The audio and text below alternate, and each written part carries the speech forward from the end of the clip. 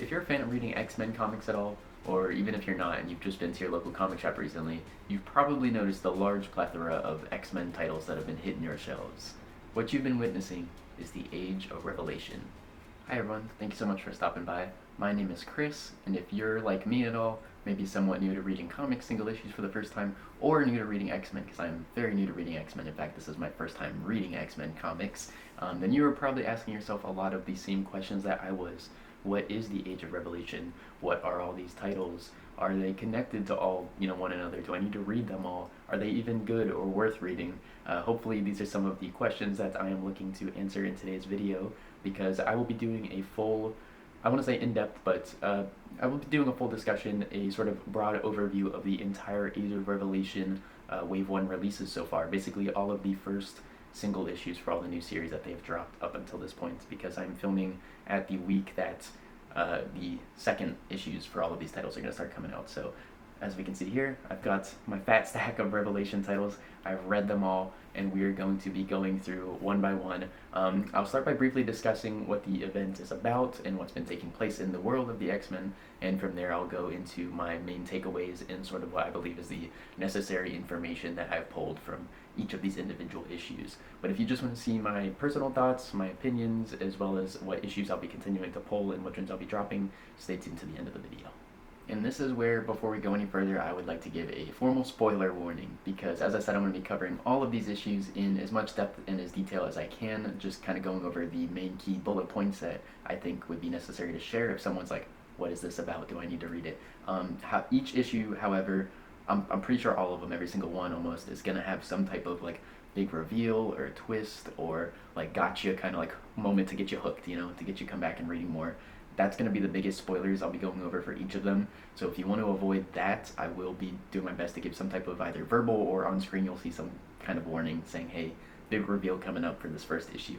Obviously it's only the first issue, so we're only going to get so far into spoiler territory. But yeah, just wanted to give that warning now ahead of time.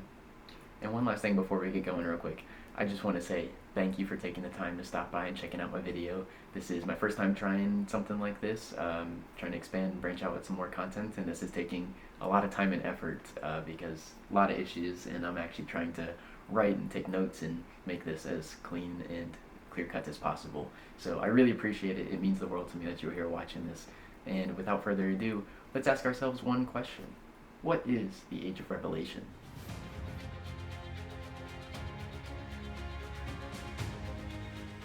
So the Age of Revelation is a spiritual successor to the iconic 1995 Age of Apocalypse storyline. Don't ask me, I haven't read it. So we're set 10 years into the future, or X years into the future, where Doug Ramsey, aka Revelation, the heir to Apocalypse, rules and commands over the Revelation territories.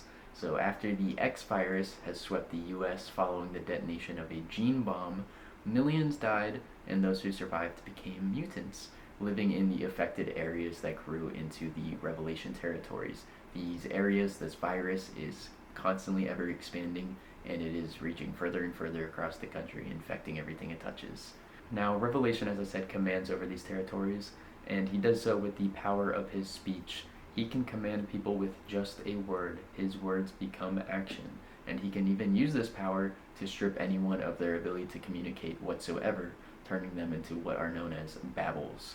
On top of this, Revelation also has mutants on his side, part of his team, his army, including 4 amplified mutants that can in turn amplify his power and make him stronger. These are known as choristers, and everyone else sort of below in the lower ranks are his seraphim. Everyone else, they are just trying to survive. Now, before we go jumping into all the single issues here in the Age of Revelation titles, I've got to add just a little bit more context because there are some events that happen before these that get referenced in the first 2 issues, at least a little bit. So what happens is in the X-Men 2024 line, issues 19 and 22, I believe. I don't know if it's just those 2 issues or what happens between them. I'm not sure, I haven't read it. I had to do a little bit of research, and what I found out is that Cypher, or Doug Ramsey before Revelation, was part of the X-Men, and he wanted to break Fabian Cortez, a mutant, free from a high security facility, compound, prison, I'm not sure what it was, but he approaches Cyclops and says, hey, we need to break this guy out. Cyclops disagrees. Doug goes as far as to use his power on Cyclops and says, "Agree with me." So Cyclops agrees. The mission happens and it fails pretty miserably, even going as far as to cause the death of Magic. Not Darkchild, however, so potential for Magic to return, who knows, but the X-Men did not do very well from there. It is sort of the crux of the X-Men at this point. It is, everything about what they were and what they ended up becoming, as we'll see, and, along with their nation and all of its people. So, with that being said, let's start at the beginning with Age of Revelation issue 0. As the cover states, it begins here with issue 0. So this came out first on its own when it released, and it basically is a big sort of recap, just kind of giving you all the exposition, all the information you need to understand what's going on. Now, the vast majority of this narration that's taking place the whole time is through an X-Men member, who we later find out is Shen Zorn. And basically he's going through, as I said, all the events of the Age of Revelation up until this point. So he's going over everything that's been happening with the virus, the mutations, the land, with Revelation, what he's been doing, and kind of how he became the messiah of these lands, and how the government ended up turning on them, even going as far as to drop a bomb on the territories, which Revelation sends back their way and destroys DC, basically. Leaves a giant crater where DC was, and the U.S., as we know it, is no more. While the rest of the states still stand, the government is basically gone. So, anywho, Shen, basically recounts the mission as well that I discussed as far as the context that we had at the beginning. So he goes over the falling apart of the X-Men, the death of Magic, and, how this caused other members to leave, like Juggernaut and all that stuff. So the X-Men kind of are no more. However, there are some cracks that are beginning to form with Revelation and everything that he's been doing, and there are some rebellions that are beginning to rise, starting with this new X-Men crew that we've got here. This new team consists of Shen Zorn, as I said, Cyclops, Beast, Forge, Magneto, Archangel, Herman Glob, Animalia, and Schwarzschild. Hopefully I'm pronouncing all those names correct. But yeah, that's our new X-Men team that we're following. Like I said, it's kind of just a lot of recap and recounting events, currently kind of getting you set up for what is going to be happening in the Age of Revelation. Definitely a little bit information heavy in this one, kind of a lot to get your head around if this is a first time read, as it was for me, but it definitely gives you all the information that is necessary and required to get going for the rest of the event. So with that being said, we're going to move on to the Overture. So following issue 0, we have the Overture, which takes place immediately right after, and we sort of got two storylines we're following this, kind of a main line and a subline. The main line, we have our newest X-Men team that we saw form at the end of last issue. They are after Revelation. They're on their way to Philadelphia, aka the origin of the X-virus, where Revelation is at. And right at the start of this issue, within the first couple pages, they eliminate one of Revelation's choristers named Topaz. So already Revelation is down a chorister, which of course he receives this information. And along the X-Men's journey, they are spotted by one of the Omega Kids, which are also working with Revelation, and they kind of telepathically relay the information about their location. So Revelation goes on to send his weapon after them, that being Logan. A brainwashed Logan that Revelation has command over is now after our new X-Men team. And before we continue any further with that main plotline, we'll jump over to the subplot real quick. Basically, Revelation finds out that there is a leak amongst them. That is what caused the death of the chorister. He knows who it is. It is Bay the Blood Moon, his wife. So he sends Psylocke to take care of her. Bay basically tells Psylocke in their fight that she is only trying to expose information that Revelation is keeping hidden. He has some type of secrets, whether it's regarding his powers or Apocalypse, no one knows yet, but he has got something going on that he is keeping hidden from everyone, and she was trying to expose him. So Psylocke sort of kills her, but mainly leaves her to die, doesn't do the finishing blow, kind of stabs her, leaves her. That's the end of that. And at the very end of the issue, I don't know if he's done this before, if we've seen it, it was super cold, but Revelation basically approaches Bay, who is dying on this tree, and he tells her to die. He uses his power and commands her basically to kill herself, which is like, whoa. So that was kind of crazy. And from here, we'll jump back over to sort of our main plot line. So reveal time, spoiler warning, basically our X-Men crew bumps into Logan. Logan catches up with them and hunts him down, and there is a pretty quick combat scene that happens here, resulting in the deaths of several of our new X-Men team. Logan immediately off rip, without hesitation, kills Magneto, Forge, Archangel, and Zorn ends up technically sacrificing himself in the process to end the combat and hopefully eliminate Logan. Does Logan die? Of course not. Logan survives the blast because he's Logan. He's the Wolverine. He's not going to die. And that is going to conclude our overture. I know, kind of it just ends right there pretty crazily. But that is also going to conclude our first 2 single issues before all of our rest of the big weekly drop releases. So for the rest of these titles, I'll be following the timeline that's basically in the back of this, sort of the exact chronological order, I guess, for the release issue that they present these in, starting with the Amazing X-Men #1.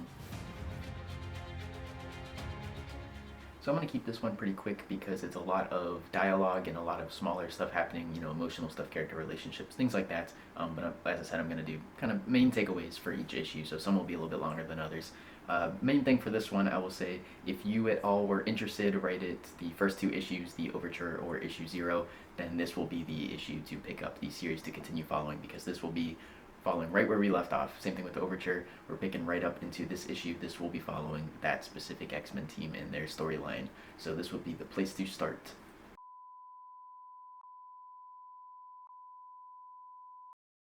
Are still on their way to Philly, all while Logan is hot on their tail. And basically, early on, we witness a flashback scene that happens with Revelation and Logan, kind of when he's meeting Logan for the first time out in the woods. But he approaches him and he uses his powers on him to try and get him to succumb to him. And Logan begins to fight back actually quite a good bit. He pops his claws, and Revelation requires the power of several choristers to end up subduing him.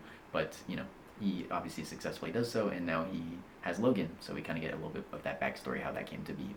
So hopping back over to the X-Men from there, they are continuing on their path, and they are on their way to these ruins that they find, and these ruins happen to be the ruins of the Xavier Institute, which later became a prison for mutants, sort of a torture experimentation ground on mutants, I guess, which Revelation found out about and turned those into ruins. So it's basically a big stone yard at this point. It's all rubble, but once upon a time it was the Xavier Institute, and they're there to find a leftover portal from Forge that will grant them a one-time teleporter trip to Philly, is their plan.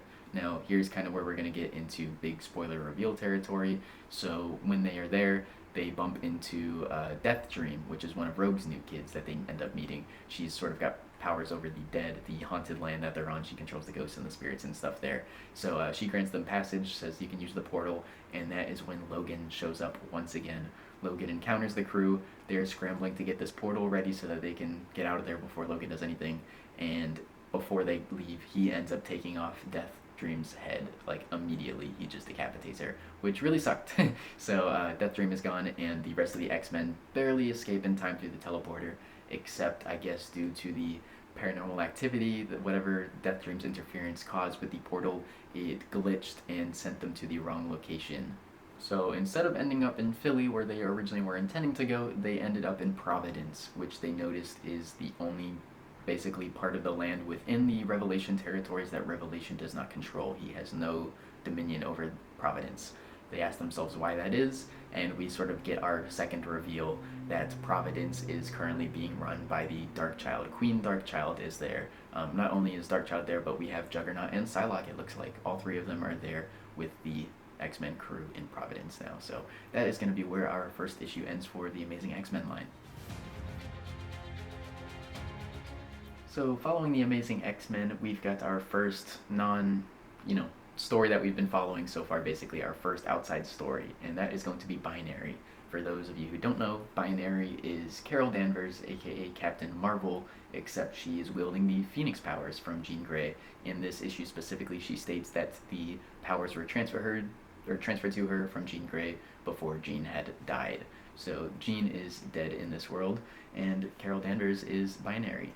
So the whole sort of story that we're following here with Binary, her whole plot line is that she is sort of running this city of Beverly, Massachusetts that's been under lockdown, under her control, specifically within this whole city. Everyone's inside, no one enters, no one leaves. She's got it completely blocked off so that the X virus cannot enter or penetrate the city. She's keeping it safe. However, the residents are basically despising her at this point. They are saying she's a dictator, she's a liar, she's not allowing them to do anything for all they know, there could be a cure outside of the city right now and everyone could be living freely. They would have no idea because she's keeping them locked here against their will. Carol Danvers sees the X-vengers as the obvious threat, where everyone in the town at this point sees her as the threat. So it's kind of all taking place within this one, area that she's got confined. And long story short, there's a couple residents who are unhappy and end up being riled up to cause some chaos. They end up trying to make an attempt at her life by blowing up a building she's in. She's binary, so don't do nothing. She fights him and everything. And this is when we get to our spoiler reveal, but our last flip page reveal that we get is that it looks like the person who has sort of incited this riot, this chaos, who has formed this group, the leader, is none other than Jean Grey, possibly. So Jean could be alive, and she is actively trying to attack and make Binary's life worse. For what reason? Who knows? To be honest, it was pretty exciting. I like that reveal a lot. So that's the end of Binary. Another pretty quick one, but very much like a standalone issue, like I said. So next up we have Longshots number 1, where Mojo and his network are about to go under because the world is dying and there's no one to make TV off of anymore, or anyone to watch it for that matter, everything that's going on with the Age of Revelation. And his first instinct is to try Longshot. He wants to set up a deal with him, as there are many fourth wall breaks throughout this series, and he explains that Longshot was the most popular run they've ever had. He granted them 6 issues, and it was the most attention they've ever got. So let's try Longshot. And long story short, a money deal is set up between them. I guess this is kind of minor spoiler. This happens about midway through the issue, or I shouldn't even say midway. This is probably at the beginning. But Mojo calls Longshot to make a deal, and Longshot tells him, if you're not paying me, can't do it. So it's got to be this much. Mojo denies it. They're not working together. So now Mojo turns to Hellcat and decides he's going to form his own team, and he says, Hellcat, you're going to recruit the rest of the team. So by the end, we have a team consisting of Hellcat, Bishop, Wonderman, Kraven the Hunter, and Rhino. And there's also some miniature X-Men running around who are kind of working as the showrunners, I guess, kind of helping Mojo out behind the scenes. I'm sure they're going to have a bigger role eventually. At least I think they're on the cover of the next issue. So I guess this is kind of the spoiler reveal territory, although it's not anything crazy, so you're not really being spoiled much. But Mojo basically explains what their team's job is, and he says that they are going to break into a place known as the power plant. Now, the power plant houses the largest non-terrestrial power source in all of the Revelation territories. So big energy source, big power source. We have no idea what it is, and anyone who's ever tried to break into there has been absolutely decimated. So what better television than sending a team in there trying to break in for them? So what do they get from it? We don't know. The prize was a mystery. There was mention of one, and the panel gets cut off. Same with Bishop. He gets pulled off stage by someone, and that gets cut off. So a couple secret things happening in the background for sure that we're, gonna get filled on later, obviously. Now, somewhere in the issue as well, they do make a little note saying that the maturity level for this series is going to be off the charts, I guess, enough so that it deserved, or potentially deserved, a polybag, one of the red mature coating polybags for the comics. So I imagine ultimately it's going to be a pretty fun ride all the way around, but I think the main point of the story is just going to be focusing on what's at the end. So I imagine, I don't want to say it's going to be filler, but a lot of minor stuff just to get to whatever the final endpoint is, and how this connects to the rest of the series. I could very well be wrong, however, so we'll save more of my thoughts and opinions, like I said, for the end of the video. Let's move on to the next one. So Laura Kinney is now going by Sabretooth, a title she uses to honor one of her fallen friends, I'm guessing, someone she knows, not the Sabretooth that we all know and hate, someone different. And in this story, she also has a son named Alex, who, to our knowledge, to the knowledge of everyone in the story, he is a normal human. He does not have mutant powers, although he is living in the Revelation territories and he seems perfectly fine, so something's going up there, obviously. She also has a brother-sister named Gabby and Aki, aka Honey Badger and Wolverine. They don't have such a great relationship, one of the main factors being that Sabretooth here, Laura, is one of Revelation's Seraphim, and they are not a fan. In fact, they want to leave. They want to get out of here. They want to go to a place called Araco, and Laura asks them to take Alex with them to get him to a safer place than, where they're at currently, because she's concerned for him. And although Gabby and Aki aren't super crazy about Laura right now, Gabby more so, they decide that, they agree because they care about Alex very much, so they were willing to give him a better life for his sake. All the while this is happening, it's revealed that Hellion, another one of Revelation's Seraphim, was spying on this conversation in exchange, and he goes back to tell Revelation. Revelation says, "Don't worry, I'll handle it." He speaks with Laura and basically tells her, "Hey, so I hear about what you're doing. If it's a concern for your son's safety, you probably shouldn't send him to Araco. In fact, that's a bad place for humans to go. They don't take to new settlers too kindly, especially humans." He basically tries to explain to her that if he's going to have a better life, it's going to be here with them. Laura, at this point, realizes she may have possibly made a mistake, although it really, I assume, isn't true. I assume Revelation's lying, of course.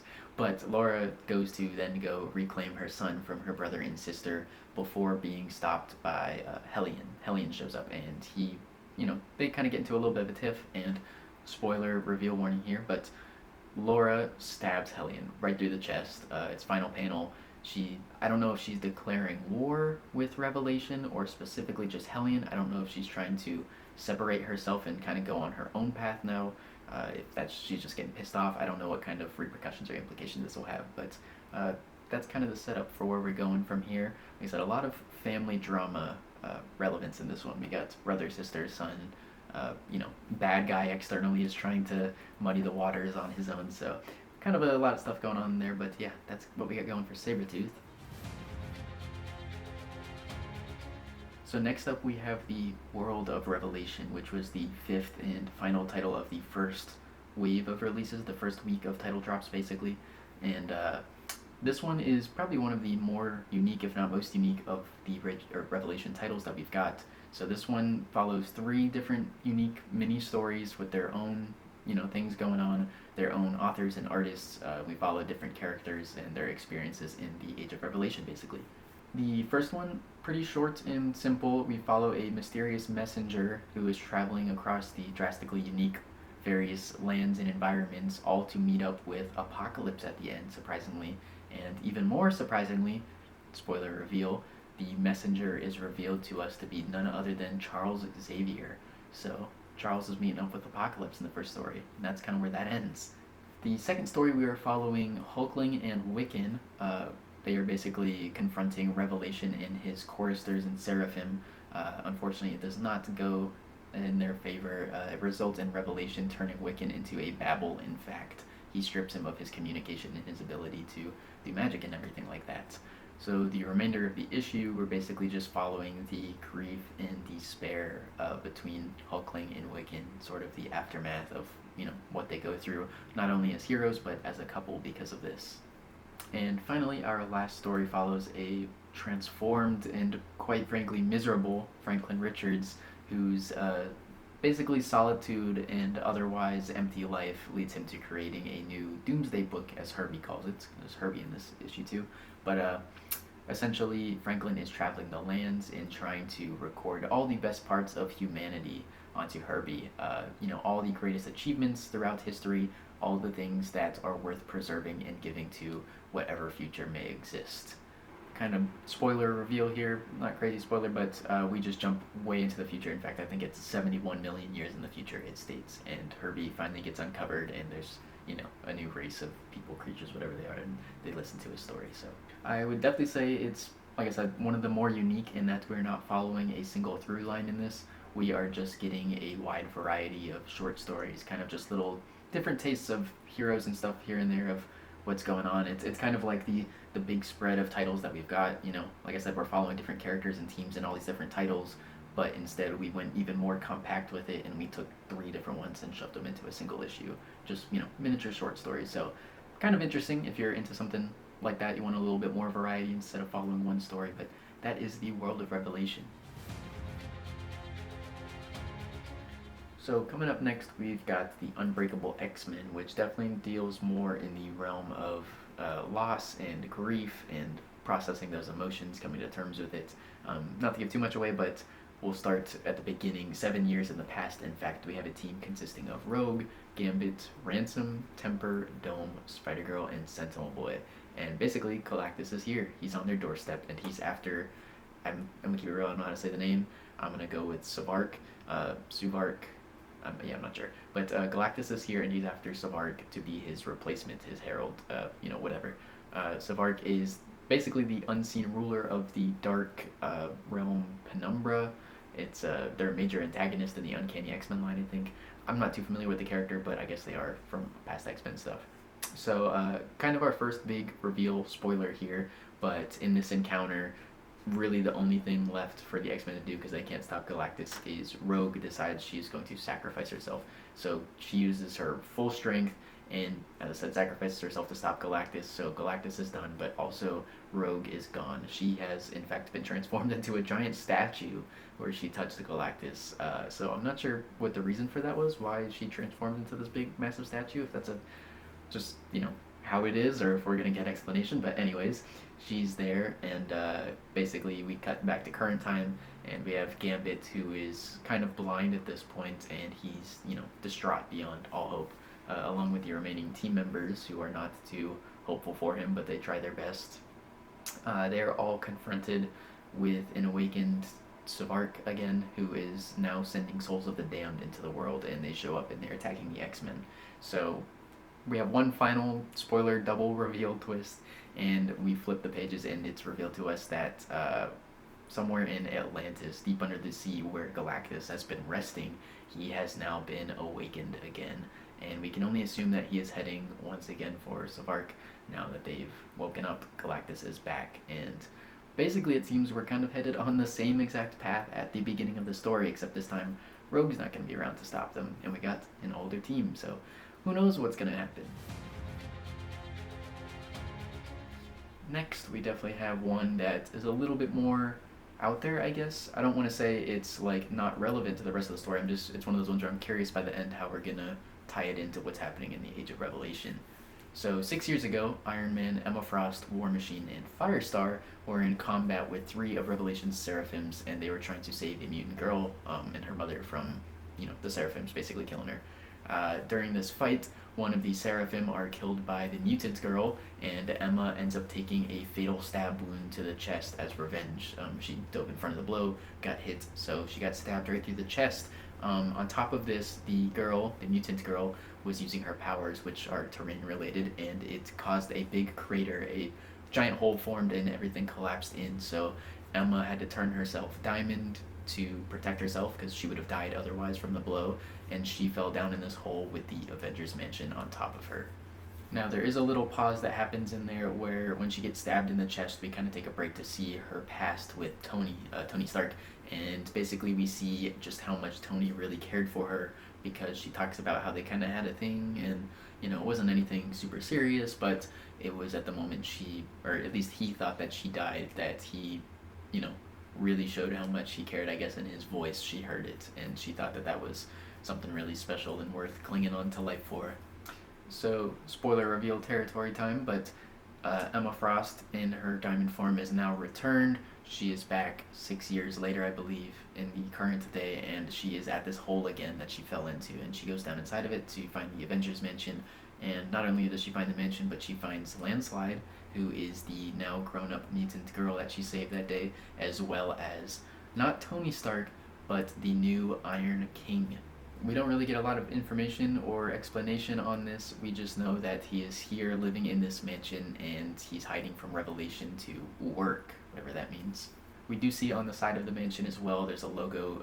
They mentioned that they are part of the Hellfire Club, which I'm not too familiar with it, but I know it's in Marvel Rivals, there was mention of it, so some correlation there, I guess. And that wraps up all of Iron and Frost issue 1. Like I said, a little bit of a different one, and I'm curious to know how it's going to connect, but I like the idea. The concept is really cool, seeing something very drastically different for Iron Man for once.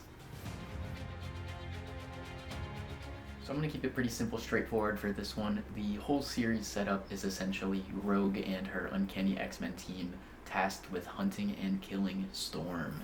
And the first thing we should probably address is going to be, I guess, the spoiler reveal of this, in which that obviously Rogue is around. How is Rogue here, you might be wondering? We'll get into it. So once again, spoiler reveal territory here, but basically we find out that at one point in the past we do a little bit of a flashback that explains it, and it's only covered in like 2 panels, I think, but basically Rogue is captured by the Collector and he ends up splitting her. So we have original Rogue and a new copy version that is split off of from her, known as or called, I guess, Red Rogue. So Red Rogue is the Rogue that is in this issue, not the Rogue So, like I said, we've got Rogue and her Uncanny X-Men team, which the team consists of Iceman, Warpath, Gateway, Phantom X, and Akajin. Hopefully I'm saying that right. But basically, Storm has gone mad from dark magic and grief, and she's on a warpath, and she's threatening to freeze over the whole planet into a new ice age. So it seems like Rogue and Storm's relationship is going to play a central theme for the two of them in this story. Basically, when Red Rogue and Rogue came back from the Collector, wherever it was, they were at the mansion together, and Rogue had Gambit, and they had a relationship and were loving everything. And I guess Red Rogue felt lesser, felt like a copy or whatever, and she didn't have Gambit, and she was kind of more on her own. So her and Storm developed a really strong relationship that I assume we'll be covering all throughout the whole series. So that's going to wrap up Rogue Storm #1. A pretty simple story, but a definitely thrilling concept and idea nonetheless. In fact, I think it's very interesting here that we kind of have like two heroes going at it. There's a lot of like hero versus Revelation and Seraphim, or even people on Revelation's side who are considering turning, but this is one where it's almost like very clearly we have two, I mean, obviously Rogue has gone mad, as they say, but two heroes against each other, which is really cool. I like that. So here in this next issue, we've got one that I think is going to be, once again, pretty simple in idea and concept, but sounds like it should be a lot of fun, I'm hoping.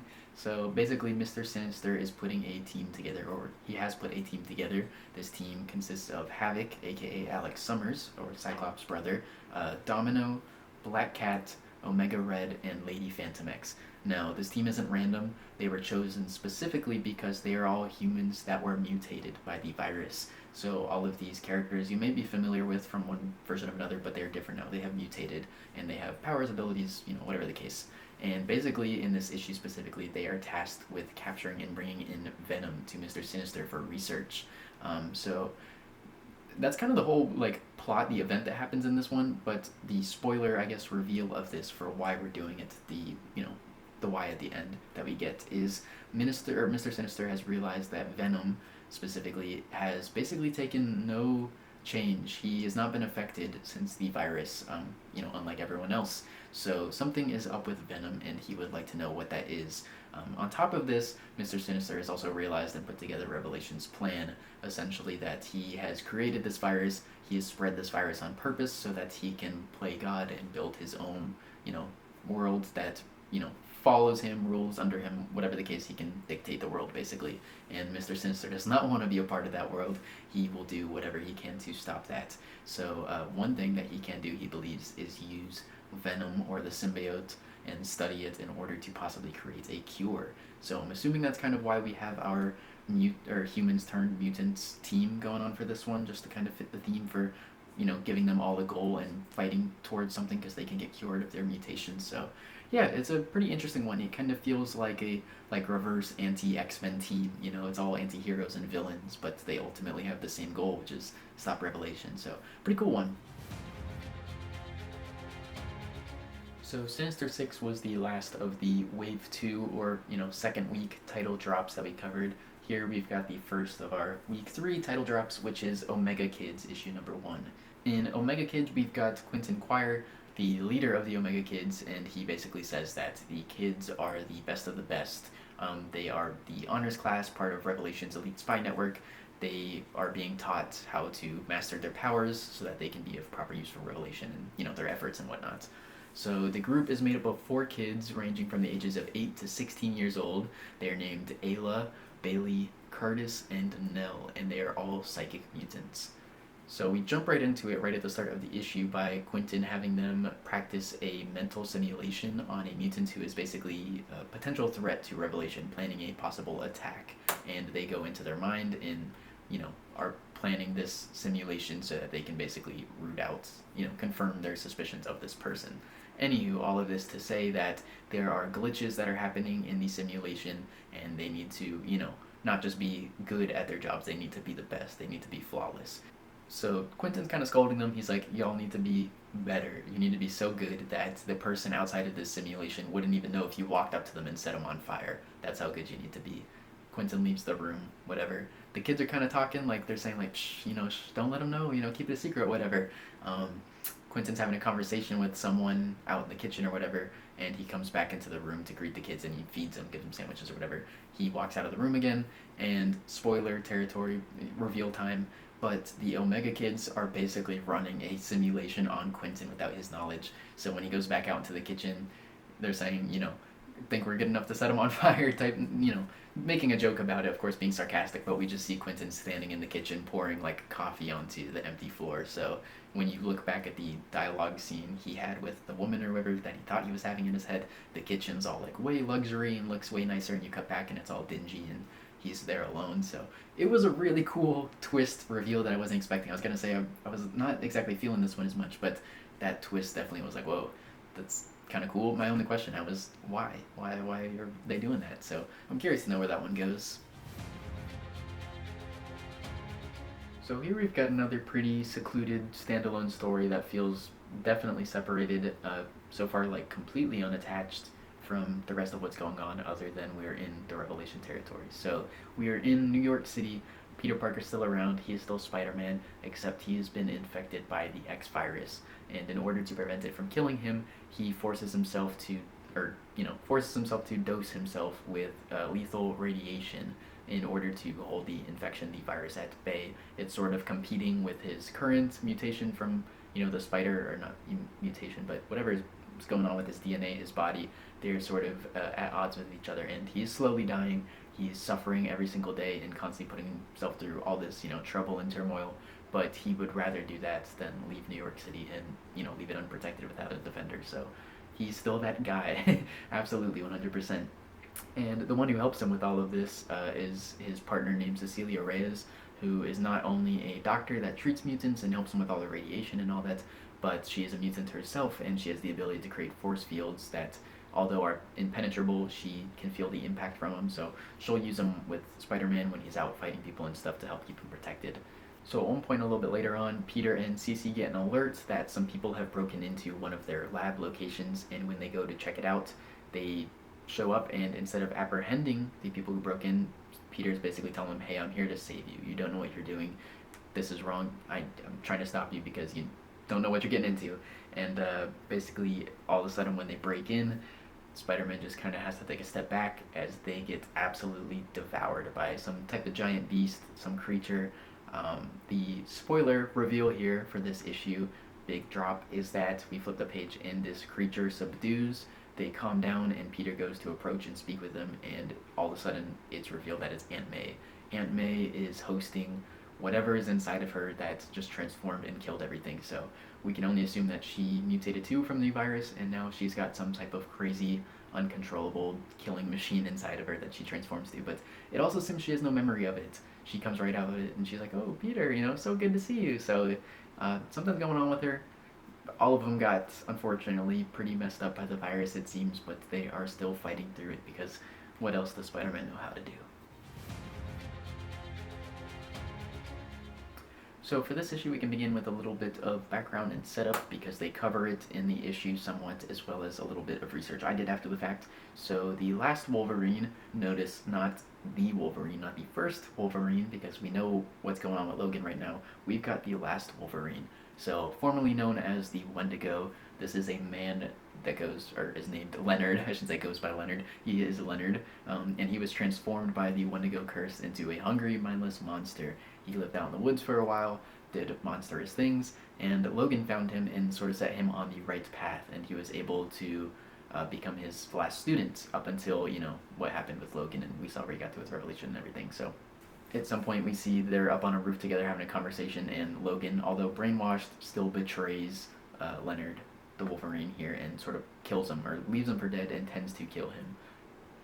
And ever since then, Leonard has now been the local Vancouver hero under the name the Wonderful Wolverine, where he has friends like Nightcrawler even, or Kurt, he now goes by, because he's no longer the Nightcrawler, I guess, superhero days are in the past.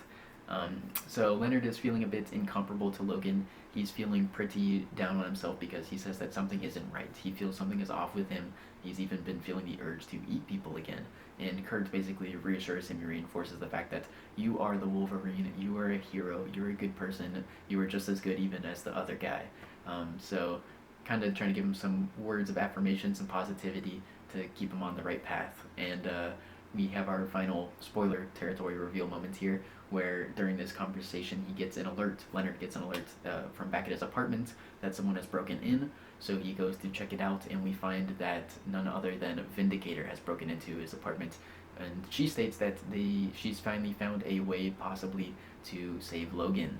So pretty big deal. We have a potential Vindicator and Wonderful Wolverine team up in order to save Logan. So I'm hoping at least that this is kind of just a big direct rescue mission for Logan, for Wolverine, because obviously he's been kind of making appearances here and there throughout several issues, and I've kind of wondered which one is going to tackle it. Up until this point, it seems like it's been the Amazing X-Men line, since he was, kind of on their tail, but they teleported away and got away from him. So I'm hoping this will be our kind of Wolverine-focused centric story, and not just because it's the Wolverine character, but I want to see Logan. So yeah. And next we've got our Revelation issue. So if you were looking to learn more about Revelation and focus on him, I guess this will be your line. I say I guess because we kind of focus more on his team in this, but this is the X-Men Book of Revelation issue number 1, where we are following, like I said, Revelation, but also his group of choristers, which we've got Chance, Cora, Fabian Cortez we know, and primarily we follow his newest chorister that he's recruited by the name of Elbecca. So Elbecca is just a little kid, it seems, but they are meant to be the replacements for Topaz, the chorister who died all the way back in the first Amazing X-Men issue we covered. And the biggest conflict that we face here is we can see that Fabian Cortez takes this very personally because he's very jealous of anyone who gains more favor and attention from, Revelation, because he was the first, he's the best. And in this issue, we go as far even as to make an attempt at Elbecca's life. She is kind of sitting up on this building contemplating things, and Fabian Cortez shows up to kind of a heart-to-heart with her, except he's like, you can't be here. So he pushes her off this building, and as she's falling to her death, she gets caught by the ghost of Philadelphia. You may be like, what? Excuse me, repeat that? You heard me correct. The ghost of Philadelphia saves Elbecca's life. And you're like, what the hell is the ghost of Philadelphia? Well, in this issue, we see a little bit earlier, Elbecca's kind of in her room, and she's like hearing this voice that keeps talking to her, and even Fabian kind of plants this little like rumor in her ear, like, be careful and go to sleep tonight, watch out for the ghost. So the ghost of Philadelphia turns out to be real, not just a rumor, and spoiler reveal alert here, but as she's following and she gets caught by the ghost reveals themselves to be Kitty Pryde. So that was another pretty cool twist reveal that I was not expecting. Very happy to see that. We get a kind of a positive hero force here in this issue, even though it's a Revelation-centric focus title, it seems.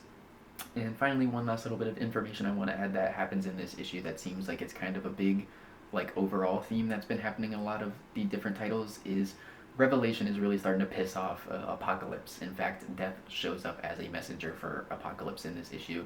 He shows up to Revelation and he tells him, you gotta stop right now. You gotta listen to what he's saying. This needs to end. Revelation's like, oh yeah, make me. So he even goes as far as to use his powers on Death.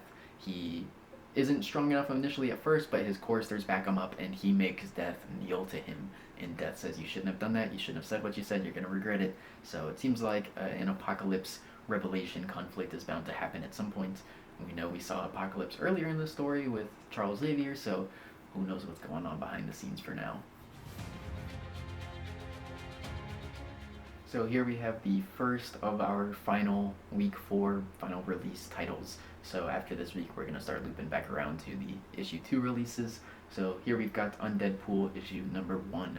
Now, the X-virus has taken over, obviously, and it's infected Deadpool's body.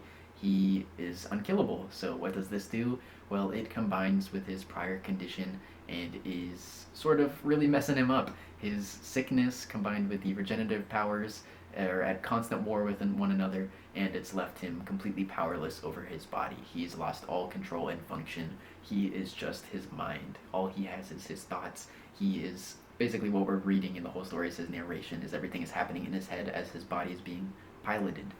He's become a powerless passenger to his mutant body that craves nothing but mutant flesh.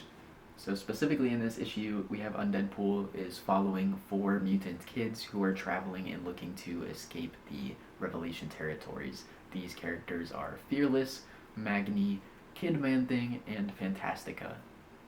And this is, I guess, where I should probably go over the reveal, the spoiler, part of this, because it's kind of hard to continue without it. But basically, Undead-Pool is following each of the, 4 mutants, and he takes them out one by one. He's picking them off, and he is eating them. And he gets down to the last one, being Fearless, and right as he's kind of standing over her, about to kill her, eat her, whatever, suddenly he snaps back into his body and regains control of himself, and he tells her that he'll help escort her to St. Louis out of the territories. So apparently his body consumed enough mutant flesh that he was able to regain control, at least for now. It could be temporary. I'm assuming it's going to be temporary, and he'll have to sort of keep himself, on a timer, making sure he doesn't transform back or else he'll lose control. So he's here. He is, as I said, back in his body, and he's going to help Fearless across the border outside of the Revelation territories. Fearless, by the way, is a Daredevil-esque blind hero who doesn't have the same abilities, not like none of the ninja skills or the senses as Deadpool states in this. She's got telepathic powers, and she could not sense Deadpool's dead body.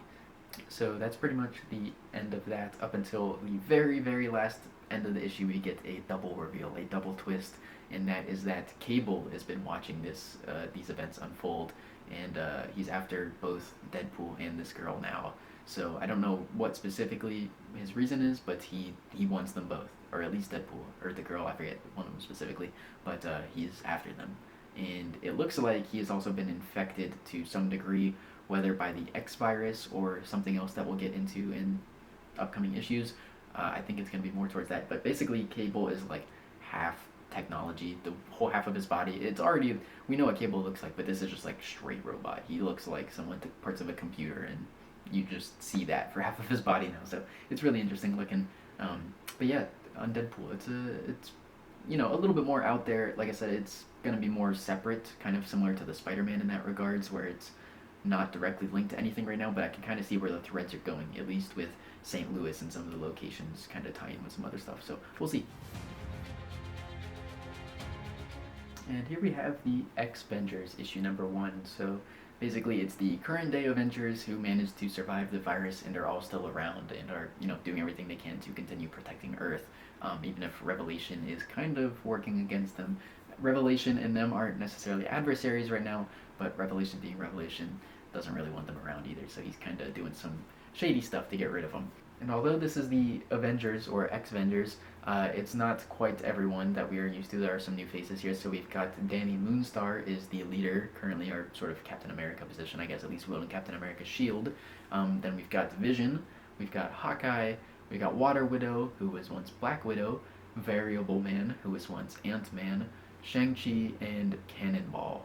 So the Avengers, or X-vengers, are struggling from every angle, whether it be dealing with threats like alien Kree invasions, getting criticized and blamed by the people that they protect for, not doing enough, essentially, letting all of this happen in the first place, and even the internal conflicts that many of them are facing with themselves and not being, too happy with the mutations and everything that's gone on since, the events that we've been reading about.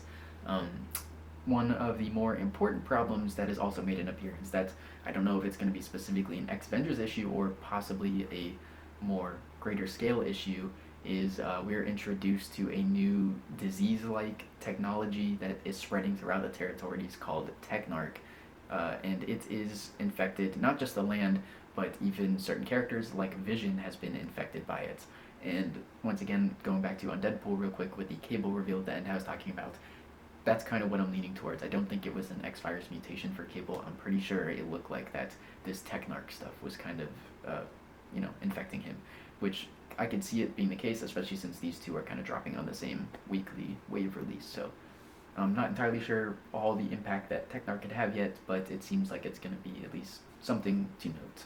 And finally, we have our spoiler reveal moment, where at the end of the issue, the X-vengers are fighting the Kree, trying to clean them up, and Revelation and the Seraphim are kind of watching whatever, let them do their thing, and suddenly Scott's Variable Man is being attacked by this Technarch overgrowth, and it just kind of comes out of nowhere, and he's being taken over by it, and his body starts doing all these crazy things. He's transforming, and it's getting all kind of gross, and he kind of melts down to the skeleton. I'm not sure what it transforms him into, if he's a creature or if he's dead. he is, like I said, melted, and it looks like it left him like metal skeleton in his place with like some spiky bones and stuff. So something crazy happened. I don't know what the Technarch did, but it it messed up Variable Man pretty good. So he's already gone. Yeah, it's an interesting one for sure. Another cool team issue. I like that we have a mix of some familiar Avengers as well as some not so familiar ones, some new faces, and all the mutations are pretty interesting. So we'll see where it goes from there. Now, if you thought the X-vengers were in a struggle bus, I'm not sure what to say about this team here. The Expatriate X-Men consists of Miss Marvel, Bronze, Melee, and Rift, and they also appear to be working with Mystique in some way, although she's not directly part of their team. I don't know why Colossus is on the cover. He wasn't in this issue. Don't ask me. But the Expatriate X-Men are a very guerrilla-grounded team that is actively at war against Revelation. They're kind of in the heart of the battlegrounds, and they're commanding the flotilla, which is a naval brigade that seized control of the Mississippi River, basically dividing the territories from the rest of the humanity that hasn't been infected yet. So the team is struggling to pull off a high-stakes extraction mission to rescue a mutant named Adrian Starr, codename Lyrebird, and the X-Men are going to risk everything to transport him and his intel to Darkchild at the request of Mystique. So Mystique basically said, hey, we got this guy Lyrebird or whatever. He's got some extremely valuable information for being locked up in this place. We need you to get him and bring him to me. Spoiler moment here, reveal. Very at the end, we get Melee, the captain of the flotilla, and I don't know if leader of the team necessarily, but at least captain of the ship, leaves the room and kind of goes to take a call, and basically is on the phone with someone saying, the person asks them, whatever you do, you cannot let this person, Lyrebird, make it to the Darkchild. They cannot get to Providence. And Melee says, I won't let it happen. So some internal conflict. We got someone who's a bit of a mole of their own. Who they're working with, I'm not sure. It's just kind of a voice over a phone. Maybe it's Colossus. Maybe that's why he's on the cover.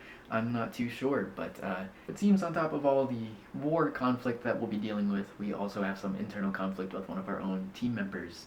So not too sure where this one will go. It's kind of, once again, in the heart of the battlegrounds. Will it tie into other series? I'm not too sure. I think the flotilla has been referenced at least a little bit here and there. So we'll see where that one goes as well. And finally, we've got our final Age of Revelation title release, and that is going to be Cloak or Dagger. Not Cloak and Dagger, Cloak or Dagger. So Tandy and Tyrone, or Cloak and Dagger, are married together, and in this reality, the virus has mutated them so that they have now essentially merged together into the same existence. So they can't be present on the same reality, the same plane as one another anymore. It's kind of, once again, Marvel Rivals. If you've played, you can swap back and forth between the two. You can't be both at the same time. Here, we have the same issue going on, so it's Cloak or Dagger.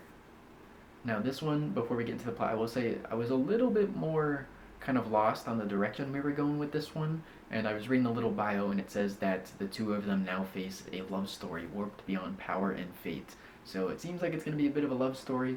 I don't know what kind of threat we're going to be facing. I know they're working at like this outpost in the Revelation territories, obviously, and they're still fighting some villains and stuff, but I don't know how big we're going to get on scale with this one. So together, the two of them work sleeplessly, quite literally, in fact. They don't sleep, that's revealed. They just swap back from one another. And they help anyone that they can near the outpost at the edge of the Mississippi, between the territories and the states again. So kinda not too far off from where the Expatriate X-Men are. And time is running short, however, as the virus is extremely close to hitting their land. It is encroaching basically right up on where their outpost is located, as the cops and the humans there are starting to say, gonna have to evacuate soon. So all the while this is happening, we've got a sort of villain duo named Andrea and Andreas. The two of them are wreaking havoc and collecting humans, just, from the general area. They're collecting them up together, putting them on a bus, and they're trying to gather the hero's attention by driving this bus into virus zone, basically, exposing all the humans and mutating them, or killing them. In fact, it kills the vast majority and only mutates a few. So they take these mutated people and are dropping them off at some facility, some area called New Elysium. Not entirely sure what this is yet. It's, I guess, the villain threat that we've got going on for this story. Like I said, I don't know how big we're going to get in scale. So really the only twist reveal, I guess, kind of thing is that, other than their mutation, is that they have a daughter named Ayla, and the only time we see Ayla is when we go into the perspective of Cloak when he's in whatever reality they swap to. So we don't really get a lot of explanation. Someone kind of asks Dagger in this, like, hey, what's it like? What does it feel like? Where do you go? And it, Dagger kind of gives a very brief explanation. You can tell she's holding some information back, but she says that they swap between planes, basically. And like I said, the only time that we see Cloak in this other plane, their daughter is there. So does she exist in the real world? Is she only existing in their plane that they can kind of keep her safe there, away from everything? Not exactly too sure how that works, but it was a pretty interesting thing to read. They didn't really make a whole big deal out of it, so like I said, I don't know how spoilery it is, if that's common for them to have kids at any point. To me, this is new character territory, so not too sure, but it's an interesting read for sure.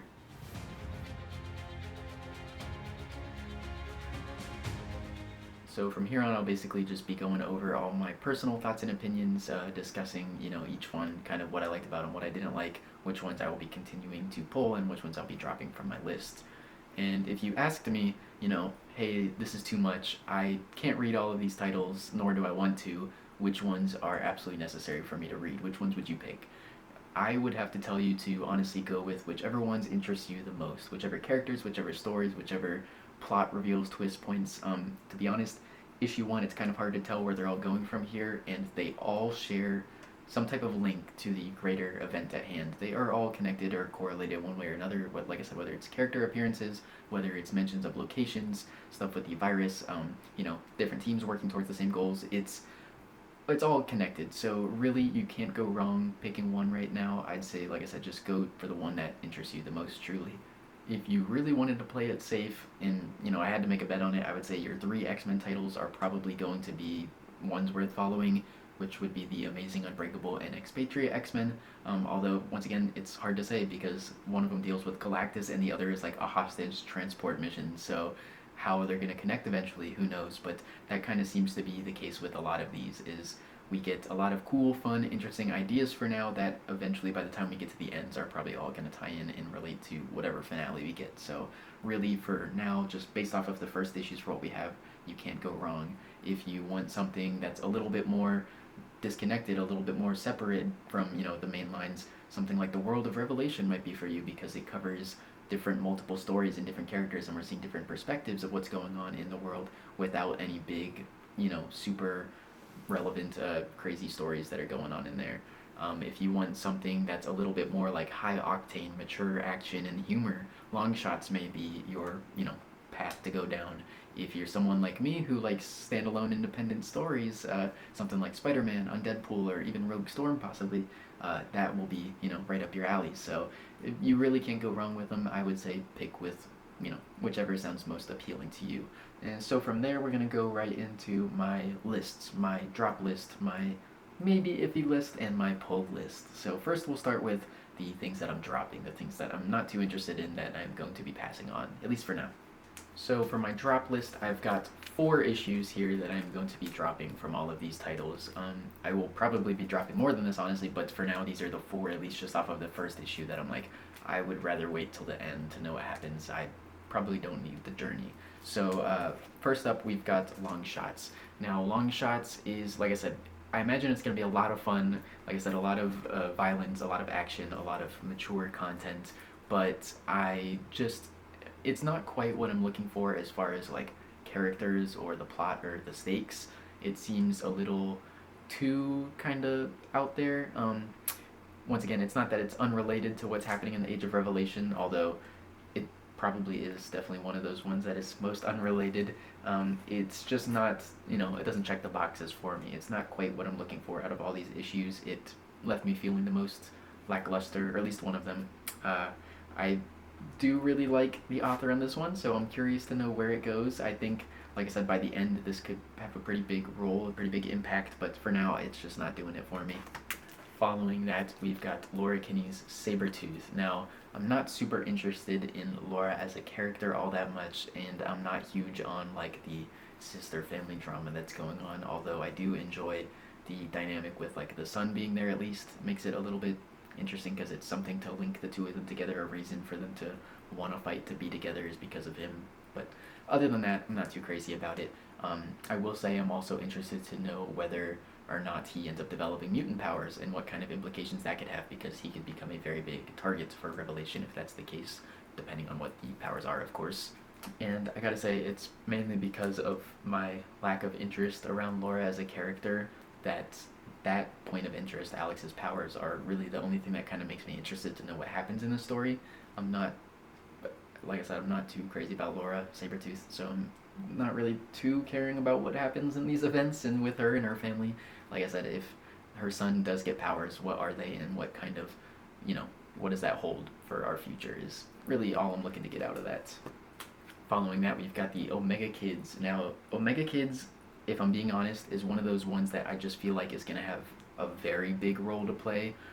Something with Quentin Quire, he just seems like he's going to be one of those guys for this whole event. Like I said, it's nothing super crazy in this issue. It's Quentin teaching these kids, and they got to learn how to use their powers responsibly. The twist is definitely what makes me want to check it out, because I really want to know why they've been brainwashing, manipulating him, whatever, doing a simulation on Quentin. Do they just not care about their mission and Revelation? Do they want to run off on their own? It doesn't seem that way, at least based off the comments of the kids. They kind of seem like they are on their side, at least. But why, what's going on? That's what I want to know. But other than that, I don't know. There just wasn't too much about it that got me going. I wasn't super, gripped by it like that. But like I said, I for some reason just get this feeling that this one is going to have a very large impact come around the end of this event. And finally here we've got Cloak or Dagger. Now, unfortunately, apart from Longshots, like I was saying, this is the one that probably left me the most underwhelmed by the end of it. I don't really know much about Cloak and Dagger as a characters, although I do like what was set up in here, and I would like to learn more about their mutation, especially their powers and what is going on there with their daughter and everything like that. The villains aren't super anything special, in my opinion. I don't really know what kind of potential they have. They just kind of kidnap some people and put them on a bus, and like I said, they're transporting them to a facility. So are they going to be the main villain? Is the main villain yet to be revealed? Are they just kind of a little segue to get from here to there? I am not too sure yet, but it didn't really do enough in this issue for me to have anything to want to follow, if I'm being honest. So there is actually one more in my drop list. There are 5, not 4. That one is going to be the Expatriate X-Men, believe it or not. So this one for me, similar to the Longshots, it just unfortunately does not check the boxes. It's just not the tone that I'm looking for in any of these series, especially a team series, because there's a lot of content that, I could think of that are similarities to that's going on in this, at least just with like the teammates who's got the secret and working against the team, them being like in this war zone and constantly under like stress and pressure from everyone and trying to put on like a face for the people, but they're cracking on the inside, and mission's gonna go awry, but it feels like it's all gonna be due to internal conflict and things that they can't set straight because of their differences and what. It's just like one of those ones where I feel like I've seen it before. I'm not exactly looking for more of it. I could be completely wrong. They could completely subvert my expectations. I have no idea where this is going. Same for the majority of these issues. But like I said, if I had to pick, this is just one of those ones that the feeling I was left with after reading the first one did not do it for me. So I'm gonna be dropping it. Now from there we've got 5 more issues now. These are going to be all of the issues that I'm kind of on the fence about. Things that I'm mostly like leaning towards like a yes, I would like to read this, but once again there's just so many titles and so many to choose from, and I can't read all of them, so I gotta drop some. But these just had something about them where I'm like, I kind of want to check out that second issue just to see where we go. So starting with that list, we've got our first one being Binary. Now, Binary is, like I said, nothing super crazy in terms of the overall story. It's very like central focused here to this one town, but that's end reveal with, spoiler warning here if you skipped past it, I'm sorry. I guess I don't have to say it. The reveal, the person that we know showed up at the end of this, I thought was really crazy twist, because that is a very big deal that person's here. They have a lot of power, and if they're here, why are they using their power for bad things, seemingly? So I'm really curious to know where it goes for that reason. But otherwise, there wasn't really anything wrong with this issue. I really enjoyed it a lot. It's just, once again, too many to cover, and I gotta drop some of them. But this one, just that reveal kind of really got me going. And next up, we've got the World of Revelation. Now, the World of Revelation, like I said, is really cool for a lot of little bits and pieces of what's going on just in the world, without any super huge implications or ties to any of these other plots going on. These seem to be their own standalone stories, so will they eventually tie in? Will they have any bigger implications? Like I said, Apocalypse seems to be making an appearance here and there. He's got some role to play, I'm assuming, in the future. So does his meeting with Charles have any importance? I know in the second story with Hulkling and Wiccan almost did something which was huge, in that he was just using his own magic, his own powers, to potentially reverse the X-Virus. He was doing a spell or whatever, and it was saying reverse the X-Virus, and that's when Revelation turned him into a Babel. So had he not done that, does Wiccan just have the power to undo all of this? Because that seems to be a pretty big implication. But to me, I'm guessing we're just not going to go back to these stories. I'm assuming they're one and done. So for that reason, I'm kind of like, is why I want to drop it. But at the same time, I'm like, it is kind of just nice getting a little more if you want more. And it's, you're getting several stories per issue. So I don't mind the smaller size if I'm just getting more of it. Which, like I said, it I guess depends how good the stories are in this to make me want to continue reading it. I'll probably pick it up off the shelf and see, flip through it, see what it's about, if it's different or follows the same stuff, who knows. But for that reason, it's on my iffy list. Now, here we have the Unbreakable X-Men, which a lot of you are probably like, you're insane, how is this not on the pull list? How is this even a question? But for me, this one, I don't know, it just didn't quite hit all the way for me. It isn't quite what I was expecting, I guess, to get out of this issue. It was a lot of like emotional stuff that we're dealing with, which nothing wrong with it. I'm not trying to be insensitive and be like, get over her, bro, she's dead, but I just wasn't expecting so much of the like introspective stuff with Gambit going on. I thought it was going to be a lot more, I don't know, immediate action and threat stuff, which it kind of is, but it just felt like setup, like I said, I'm very curious to know where it goes, if it's just going to lead back to that same climax point of Galactus appearing and, possibly ending the world or whatever, and they have to figure out what to do about it. I am pretty sure they're going after Savart, or whatever her name was, Savart, the person that Galactus is after and has been awakened. So I'm kind of curious to see, like, X-Men and Penumbra, or like this hellscape, whatever it is, this big demon thing that they have to go fight, this entity. It's like a lot of questions for me. It's like I don't really know what's going on, other than Rogue is gone and Gambit's pretty sad about it. So that's why I'm kind of like a little iffy, but I'm sure, like I said kind of before, out of like all of the safe bet titles to pull from, this is probably going to be one of those ones that will be worth it in the end. It's just for right now, I'm a little on the fence, and once again, I can't keep repeating it, but there's just too many to choose from, so this was one of the ones where I wasn't 100% all the way with this first issue. And next we've got Iron and Frost. So a little bit of a strange one. Like I said, it's a little bit more out there, kind of like a love story seemingly, or at least it was kind of gearing up to be that way up until we got the Iron King, because the Iron King is not Tony Stark any longer. So if I'm being honest, that's kind of the main thing for me, is I just want to know how we got to that point. What happened in the time in between that Iron King is now a thing, and why is he the Iron King? What's his goals? What did he look to get out of it? And also, how will this eventually tie into the bigger event at hand, if it does at all? So it's one of those ones where I feel like I'm kind of iffy on the fence, because I don't know if we're going to get a lot of developing story, or if we're going to be getting a lot of flashback, and like I said, just kind of filling in the gaps here and there. Will it jump back and forth between the both? I don't know, but like I said, overall, like the plot, the conflict that they've set up is nothing super huge seemingly. It's just like a personal story that's taking place in the world. So yeah, I'm a little iffy, but I do really like what they did with Iron Man and the Iron King, and I'm very curious to know what's going on there. I know, like I said, the Hellfire Club is in here, which was made an appearance in Marvel Rivals. That was my only knowledge of the Hellfire Club and anything about that. Obviously Emma Frost was introduced around the same time in the game. They use like the same little symbol on the wall in there that they use in it. So I don't know what the link with the Hellfire Club is, what that's about, but that seems to be important too. So I'm curious, but it's nothing like super crazy that I must read the next one, And last but not least, we've got the X-vengers. Now, the X-vengers is cool. I really like the feeling of this one. I really like the team. Like I said, the mix between Avengers we're familiar with, at least from like MCU Avengers and stuff like that, and then the other heroes that are here, as well as all their mutations and the differences with them. So it's like even if they are a character we're already familiar with, they're still different and they've got something new that is troubling them or that they got to work through or whatever. So new stuff, it's variation for sure with the Avengers, which I like. It's interesting that they're not immediately like against Revelation. You feel like they would be at instant odds with him, but they're not. They're kind of just like allowing each other to coexist, it seems. Revelation more so allowing them to exist, I guess. But the ending was pretty interesting. The Technarch thing, like, I'm not sure if that's gonna be a big plot point or if that's kind of just gonna be something small that they gotta be dealing with while the rest of this is going on.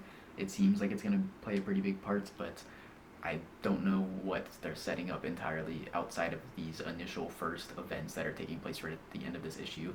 I assume issue 2 we're going to be picking up immediately right after that, and then where do we go from there? I have no idea because, like I said, it's kind of a little more open-ended in that sense. So we'll see, I guess, but probably later down the road, not when issue 2 comes out. And finally, we're going to move on to our pull list, the things that I was absolutely certain I definitely wanted to check out the next issue. So we've got a whopping 7 titles here. Like I said, there are a lot of other ones back there that I've already discussed. I would have loved to check out the second issue. I truly didn't really think any of them were bad. I would love to know more about each and every one, but at the end of the day, I've only got so much time and money. I can only invest so much into this. So 7 issues is what we got. Right off the top of the list, of course, obviously, we've got Amazing X-Men #1, because all of this started with the issue 0, with the Overture. Amazing X-Men picks up right from where those left off. It was the most immediate, like, hey, we're gonna go take out Revelation. A lot of familiar characters in here, a lot of cool characters, a lot of things that they set up that I'm really interested in. I just thought this was a overall, like, as a new first-time X-Men reader, this is what I was looking for with the X-Men right here. So I'm definitely gonna be checking this one out.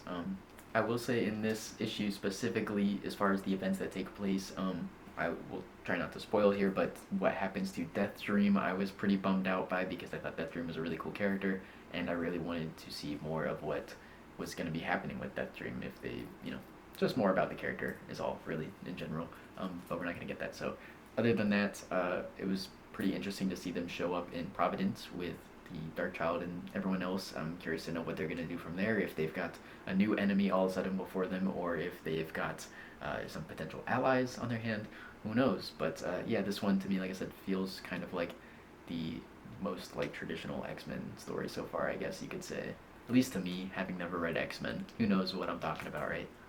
Now, next we have Rogue Storm. And I'll say, after the Amazing X-Men, this was probably the one that immediately I was just all aboard. I was like, yeah, I need to know, I need to see this. Just the concept of the X-Men gearing up against Storm, having to take out Storm is crazy. Like, are they even going to be able to do that? Will, they rescue her some other way and obviously not have to kill her? I'm assuming that'll be the case because killing Storm would be a pretty big deal, but who knows? Regardless, I want to see what happens. I'm sure the battles between them will be, crazy, so I can only imagine where this one is going to go. I gotta say, I am really curious to know why they chose to do this with Rogue.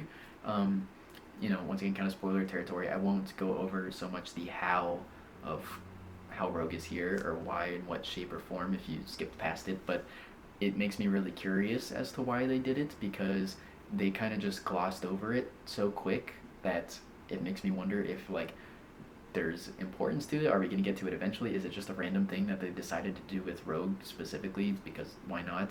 That way they could give Gambit some type of impact, something for him to be upset about in his line, while still having Rogue elsewhere to be utilized in these stories, because otherwise we wouldn't have Rogue. There's just a lot of questions that I'm curious as to know why they chose to go the path they did with Rogue specifically in this one. Here we've got the Sinister Six. Something about this one just jumped out at me at the beginning. I really love this one. Something about the, like, ragtag anti-mutant heroes or villains, whatever's going on, whatever you want to call them, It's really interesting. I like the whole, like, enemy of my enemy type thing we got going on, where, these guys want to take out Revelation because we can't have another bad guy who's got the spotlight, who's got control over everything. I gotta have control over everything, So I really like that. Like I said, it's different, kind of opposite to the Rogue Storm hero versus hero thing we got going. We got like villain versus villain thing going on here a little bit.